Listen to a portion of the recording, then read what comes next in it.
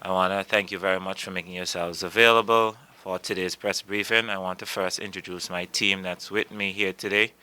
We have, of course, our Permanent Secretary in the Ministry of Health, Wellness, Environment and Civil Service Affairs, Stacey Gregg Page. I have on my right, we have Dr. Terrian Joseph, Acting Chief Medical Officer. Also on my right, we have Darrell Spencer, who is Acting Chief Health Inspector, and we have Janor Smith, who is Public Relations in the Ministry of Health, Wellness and the Environment and Civil Service Affairs. So today we wanted to have a press briefing to discuss two health concerns that Ministry of Health have, and we wanted to make sure that we present information to the public of Antigua and Barbuda as they are. And so we'll be presenting two statements, and then of course we'll open the floor to the media who's here present today for any additional questions that they may have or any additional clarification, which either myself or members of my team will ensure to answer in the interest of making sure that people of Antigua and Barbuda understand fully. So we'll first start with the malaria cases. We saw in the news this morning about two malaria cases. I just want to be clear that from our ministry, we wish to advise the public that yes, there were two confirmed, however imported cases of malaria that have been recently identified in Antigua and Barbuda. At this point, there is no evidence of any local transmission. The first case involved a male traveler who resides in a malaria endemic region. The individual reportedly sought medical attention shortly after arrival and was subsequently hospitalized, where treatment for malaria was initiated. His condition improved following treatment, and he later departed the country after approximately 5 days in Antigua and Barbuda. The second case involved a male traveler with recent travel history to a malaria endemic region prior to arriving in Antigua and Barbuda. He was observed to be unwell shortly after arrival and later presented to the Sir Leicester Bird Medical Center in a severely ill condition, where medical treatment and supportive care were initiated. He remained in Antigua and Barbuda for approximately 5 days before succumbing to his illness. Relevant national public authorities were notified promptly following identification of the suspected cases, and established surveillance and response protocols were activated in keeping with our national health procedures. These measures included epidemiological investigations, contact tracing were indicated, vector surveillance activities, and ongoing monitoring to mitigate any potential public health risk. Investigations further determined that both individuals were either symptomatic on arrival or developed symptoms shortly thereafter. Based on the travel histories and timing of illness onset, both cases are classified as imported cases. Malaria, as we know, is a mosquito-borne disease caused by the Plasmodium parasite and transmitted primarily through the bite of infected female Anopheles mosquito. Common symptoms include fevers, chills, headaches, body aches, weakness, nausea, and vomiting. The ministry therefore advised that while Anopheles mosquito has been identified in Antigua and Barbuda, surveillance indicates that the presence locally remains limited to small quantities. Accordingly, the risk to the general public remains very low. As part of our national public health response in the ministry, through the Central Board of Health, led by Darrell Spencer, we have intensified vector surveillance of the mosquito control activities in specific areas where cases were identified. These measures included environmental inspections, species identification, source reduction activities, larviciding, targeting fogging where adults Anopheles were found, and continued monitoring of mosquito populations. Public health teams have also intensified risk assessments and surveillance activities in accordance with established vector management protocols. The Ministry of Health, Wellness, Environment, and Civil Service encourages members of the public to continue supporting mosquito control efforts by the following: eliminating standing water around homes and workplaces, properly covering drums, tanks, and other water storage containers, cleaning drains and gutters regularly, using mosquito repellents where appropriate, ensuring window and door screens are in good condition, and seeking prompt medical attention if experiencing fever or flu-like symptoms, particularly following international travel. The Ministry of Health, Wellness, Environment, and Civil Service Affairs understands that reports of imported infectious diseases may cause concern and wishes to reassure the general public that the Ministry's surveillance and response systems remain active and fully engaged. The situation continues to be actively monitored, and all appropriate public health measures remain in place to protect the health and safety of the population. I'll now address the issue of Ebola. We further advise that the public that the government of Antigua and Barbuda is closely monitoring the evolving Ebola situation affecting parts of Central and East Africa, following the World Health Organization recent declaration of a public health emergency of international concern related to the outbreak of Ebola caused by the Bundibugyo virus in the Democratic Republic of Congo and Uganda. At this time, there are no suspected confirmed cases of Ebola virus in Antigua and Barbuda. Again, I want to repeat, there is no suspected case of Ebola in Antigua and Barbuda. Nevertheless, the Ministry has intensified our national preparedness and surveillance measures in keeping with established public health protocols and international guidance. These measures include enhanced surveillance at ports of entry, reinforcement of infection prevention and control measures within health facilities, and continued coordination with regional and international public health agencies. The Ministry is also reviewing and updating existing national Ebola preparedness protocols originally developed in 2014, including guidelines relating to surveillance, infection prevention and control, case management, and safe handling of human remains. Concurrently, measures are being undertaken to ensure the readiness and operational preparedness of the Infectious Disease Center should isolation or specialized management become necessary. In addition, the Ministry of Health will propose to the Cabinet of Antigua and Barbuda temporary travel measures for persons traveling from designated outbreak areas. The proposed measures would restrict entry into Antigua and Barbuda for persons who have been present in the identified outbreak areas within 45 days prior to arriving in Antigua and Barbuda. Arrangements are also being undertaken for the reinstallation of the infrared thermal camera system at the VC Bird International Airport as part of strengthened passenger screening measures.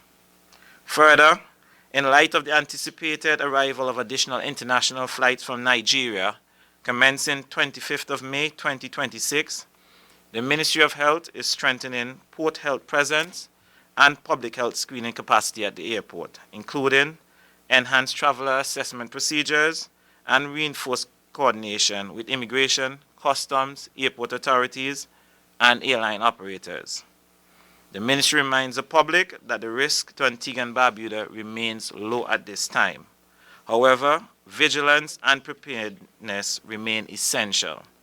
Members of the public are encouraged to continue practicing good hand hygiene and to seek medical attention promptly if experiencing fever or illness, particularly following recent international travel. The Ministry will continue to monitor the situation closely and will provide further update as they become available and as necessary. Thank you, and now I open the floor for any questions.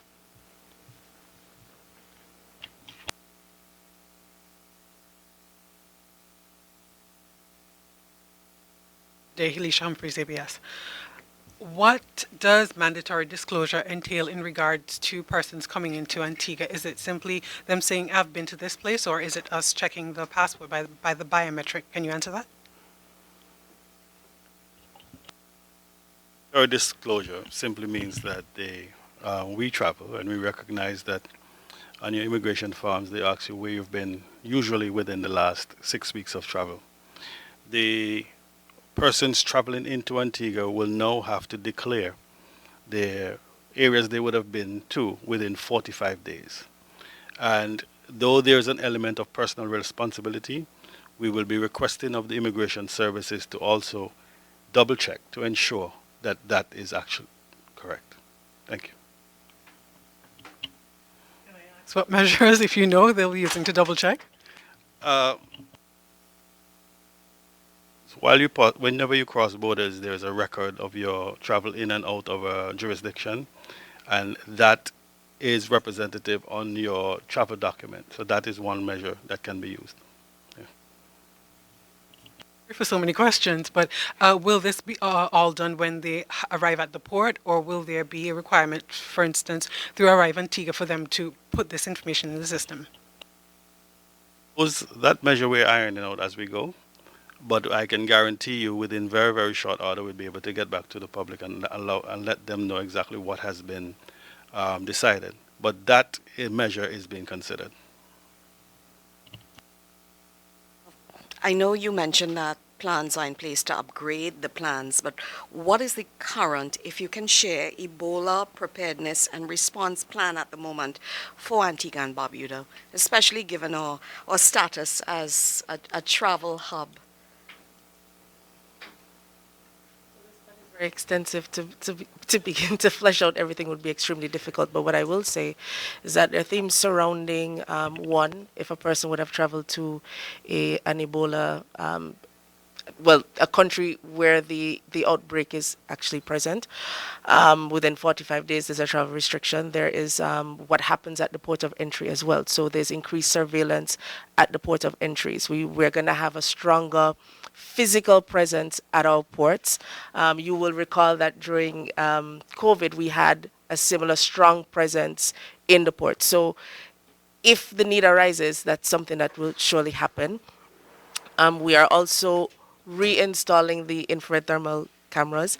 That will give us a pretty good idea of a person's temperature. Now, one may argue that, a high temperature could be as a result of so many illnesses, but certainly gives us the opportunity to pull people out of the line and ask the relevant questions and do the relevant screenings and be able to follow that person a little bit more closely just to make sure that whatever it is that this person has does not necessarily pose a public health risk to the public and or change our epidemiological profile here.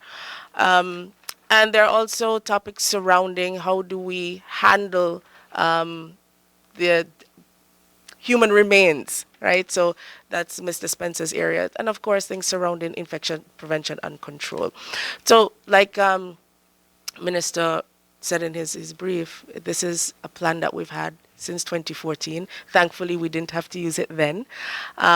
We are liaising with our regional partners, with CAFA and the Pan American Health Organization, to ensure that this plan is still up to date. So we'll get advice where that's concerned and see, if any at all, any adjustments need to be made. I think this is a good part for me to say when it comes to the laboratory capacity. We are working with CAFA actually on that. So CAFA will help us with any tests if the need arises. Again, we don't believe that we would have to use all of these measures, but we understand that it is prudent for us in the current climate to ensure that we have all of our systems in place to mitigate risk and to be prepared should anything happen. Dr. Joseph, Mr. Spencer, vector surveillance. Let's talk a little bit about that. I know you gave us somewhat of a brief. Well, Minister Joseph gave us a brief. But can you give us an idea in terms of what sort of surveillance is taking place? I know you mentioned fogging and others, but what are we doing to ensure that the Anopheles mosquito is somewhat eradicated? So,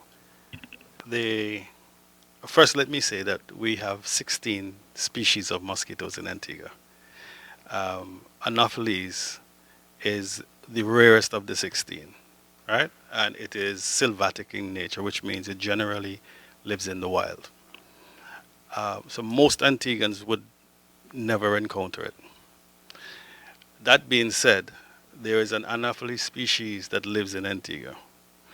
And we generally surveil for this mosquito around ponds, in areas where they have ponds close to forested or wooded areas. So the surveillance is actually an ongoing thing, and we've been surveilling for Anopheles mosquitoes for over 25 years. But we have, within recent time, increased our surveillance mechanism where we've spread out through the entirety of Antigua. We've dipped in ponds. We have increased our laboratory specifically for entomology capacity. We have also been capturing live mosquitoes to try to identify them.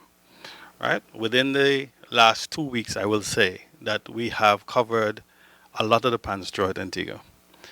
And within that period also, we have treated ponds where we would have found larvae. We would have fogged wherever we would have found any signs of the adult mosquito. And we are now entering the stage of education. Like every other vector-borne disease, there's an element of personal responsibility. Each person has the responsibility to ensure that they do not keep that breeding area or harbor the space where mosquitoes can breed. But from the Central Board of Health, Ministry of Health standpoint, we will continue our surveillance. We will continue to knock down mosquitoes. We will continue to treat in areas where we anticipate that there may be the Anopheles species mosquito breeding.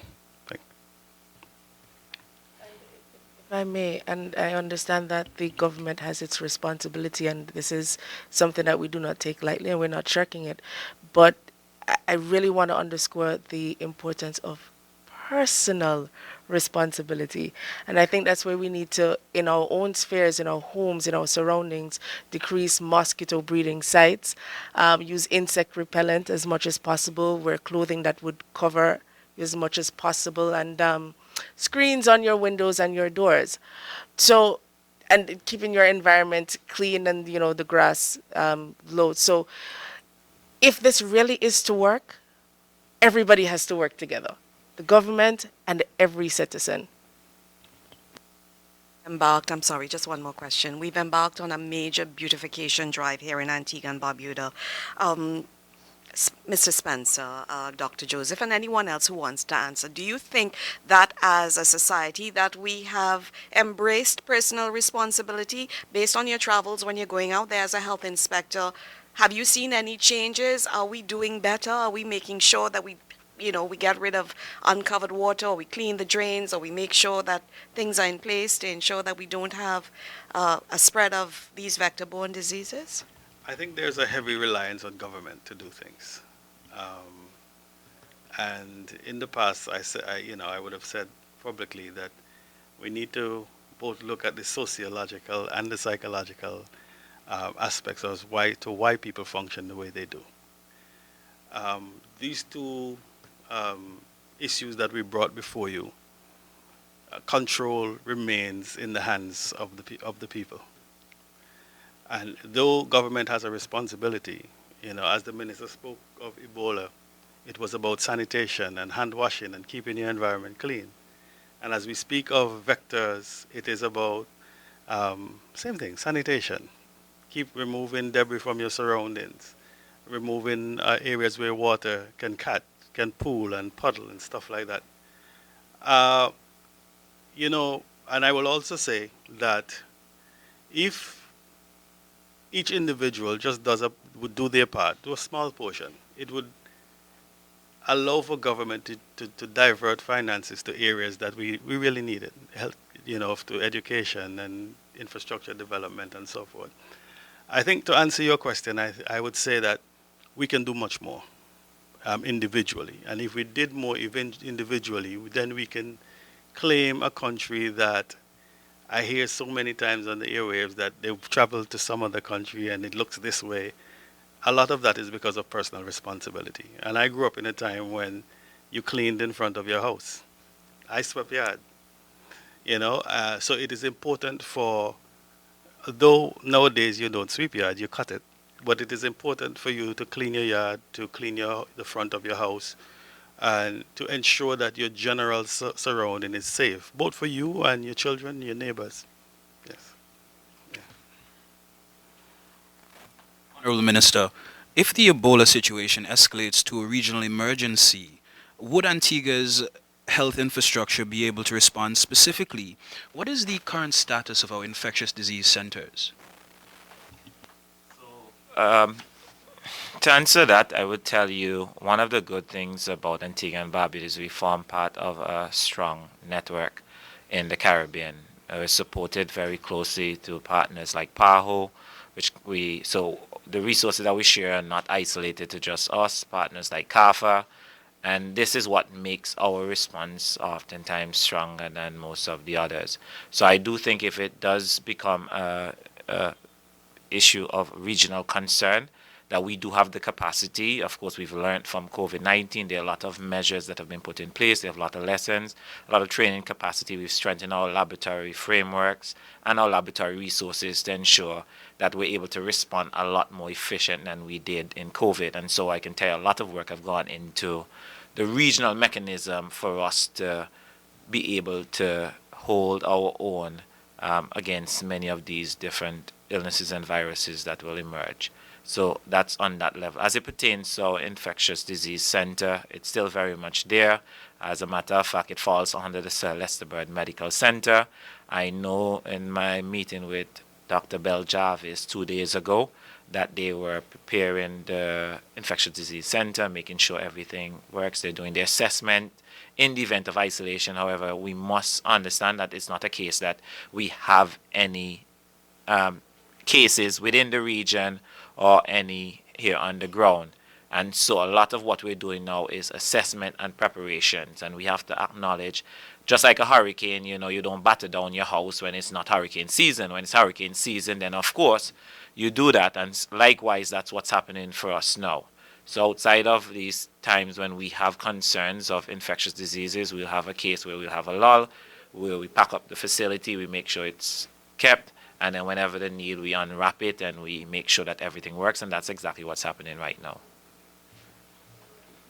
Two active global health threats and no curative options, what stockpiles of PPE, isolation equipment, and ICU-level supportive care capacity does Antigua currently have? And is the Sir Lester Bird Medical Center prepared to manage suspected cases of either virus in volume? Yeah. So again, everything is speculative. I mean, when we say in volume, I mean, we're not anticipating to have large cases of either malaria or of the Ebola virus. I mean, we heard we don't have the significant species levels of the Anopheles to spread it. So this is not a major concern for us. Likewise, with the Ebola, we're putting measures in place. Prevention is the greatest response you can put in place. If we start talking about our capacity, even if we had a capacity to manage 100 cases in the ICU, you're going to overburden it if you don't put proper preventative measures in place.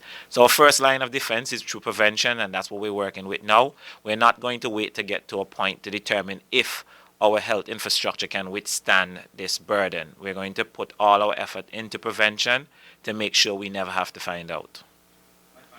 And not relating to infectious disease, can you give the public an update on the Clearview Psychiatric Hospital, the acquisition of the Jehovah's Witness Center, and perhaps the securing of a senior-most person to direct the entity? Well, I mean, I think that we would have to have a sidebar discussion on that, as today's event is primarily around the issue of these global thing. And there are a lot of health issues that we can discuss, and I don't want to open the doorway for us to venture into that. This press briefing is specifically for that. So if you'd like to have a discussion afterwards, then we can have that. But for the purpose of this press briefing, I want to keep it succinct and specific to what we're here for. Thank you. Observer Media rests. Thank you. I know we didn't touch on the hantavirus since we're on infectious diseases. Have there been any suspected cases or any cases of hantavirus in Antigua and Barbuda within the last, let's say, 3 or 4 years? And I know that every country has an issue with rats. What sort of messaging system do we have in place to prevent to prevent the infestation of rats and further prevent any sort of rodent-borne disease? So I can say no, we've not had any, Any. cases of hantavirus within the last 3-4 years. And every nation does have rats, but as it is now, the rats the rodents, 'cause we have two types of rats and a mice in Antigua. So the rodent that is of concern, the deer rat, is not in Antigua, right? But that does not stop us from taking all the necessary precautions, because we really don't want it to jump species, whether of the same order or not. But it comes right back down to personal responsibility again. It has to do with proper sanitation. It has to do with proper waste management, garbage management, how we dispose of our food, how we keep our surroundings. Those are what we find to be very important for this particular issue. And, as we have this discussion, it highlights even further the need for further public engagement, right? Because we can bait as much as you want. If there is a harborage and a food source, we will never get rid of the rat problem or any other issue that we have. So we definitely need the public to join us, and for this I will give the number of the Office of the Chief Health Inspector for anybody who wishes to reach out, and it is 462-2936.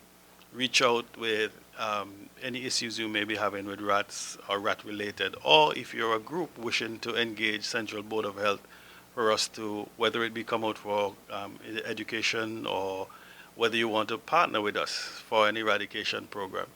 And let us start somewhere. Yeah. And if I could, I just wanted to highlight part of your question. So just to be clear, the hantavirus that we're seeing now, the rats in Antigua and Barbuda, they do not carry that species of hantavirus, so we don't have to worry about it from our local rats. And that's something that should be made clear to the public, that while hantavirus is common in rats, our rats here in Antigua do not carry that strain of hantavirus that's now causing international concern. Thank you. Final question. I think I would have heard that there was a small outbreak of norovirus earlier in May on a cruise ship called Caribbean Princess. Have you guys been tracking that? Is there any need to focus on that a bit?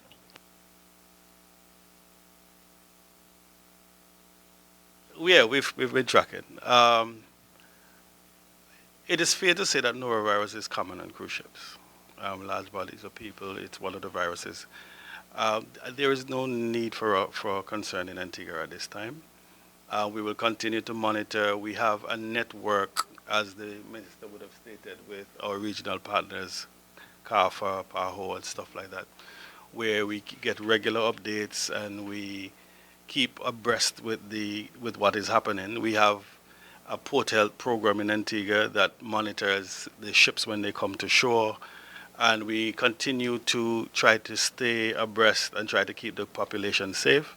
And should the information or should it get to a point that we need to share with the public of a concern, we will do so. Yeah. Last question. This is your 16th or 15th day in office. How has it been so far? Well, clearly it's been a challenge, and health is always a challenge as it continues to evolve every day. But of course, I have a very supportive team, and even individuals that are not in this room. The network of support goes beyond this room, beyond this department, and throughout the region. As I said, we spoke about CARFA, we spoke about PAHO, we speak about the OECS Health Network, the CARICOM Health Network. So we have a very strong system of support, and myself. So it's been quite an interesting 15, 16 days, but one that, of course, I continue to learn from, and we continue to work on solutions to deliver. We've achieved quite a lot over the last 15, 16 days, and I'm even more motivated now over the remainder of the next 5 years to come as we work in strengthening the health sector. So with that said, I want to thank everyone for coming today. I want to thank the members of the press for being here the viewing audience and, of course, the technicians that are around this table, I want to assure the public of Antigua and Barbuda that both while these two issues and other health issues are always evolving issues, that we continue to exercise the greatest level of surveillance and to ensure that the ministry is at the forefront of making sure that we keep the Antiguan public safe with everything that we do. We'll continue to inform the public as information becomes available and as it changes, whether it, of course, gets better, gets worse, whatever it may be. But we will continue to engage the public as we work to ensure public health. So thank you very much for your time. God bless.